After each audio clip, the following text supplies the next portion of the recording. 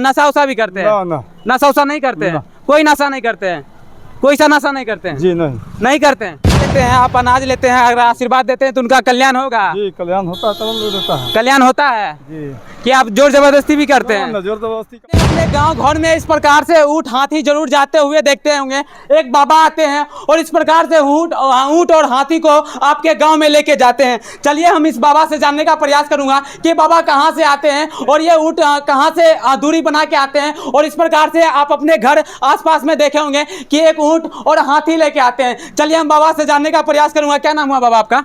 जितेंद्र महाराज। कहाँ से आए बाबा? सिवान से। सिवान से आए हैं? पैदल यात्रा करके आए क्या? पैदल पैदल पैदल ही करके आए और हर गांव में भ्रमण करते हैं? जी। क्या मांगते हैं भ्रमण करके? चावल गेहूँ मिला जो मिला, जो दे देता है वो ले लेते हैं? हाँ हाँ। अभी आलमपुर कोदरिया में इससे पहले कहाँ गए थे?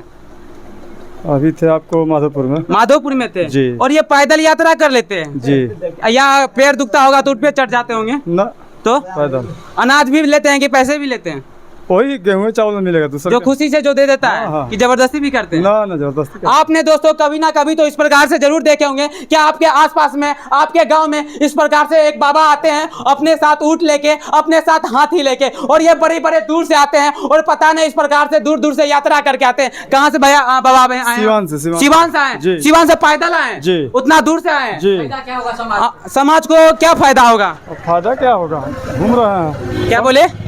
साधु महात्मा का तो है आशीर्वाद देना। आशीर्वाद देना? जी। मिला तो वो ठीक, नहीं मिला तो वो ठीक। क्या आपके आशीर्वाद से लोगों को फायदा जी, मिलेगा? जी फायदा तब ना घूम रहे हैं। कल्याण होगा क्या? जी जी जी जी कल्याण होगा बाबा? जी जी जी। आप पैसा लेते हैं, आप अनाज लेते हैं, अगर आशीर्वाद देते हैं तो उनका कल्याण होगा? जी कल्याण होता है, तब लोग देता है। कल्याण होता है जी। कि आप जोर जबरदस्ती भी करते हैं? जोर जबरदस्ती का चीज का होगा। अकेले आए हैं? जी। साथ में कोई नहीं है? कोई ना।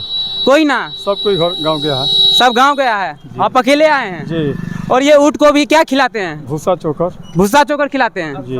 और भर दिन में कितने गांव में भ्रमण कर लेते हैं? बस 1 किलोमीटर। 1 किलोमीटर के अंदर में? जी। और फिर रात को कहाँ सोते हैं? बस मठ मंदिर पर। मठ मंदिर पर सोते हैं? जी।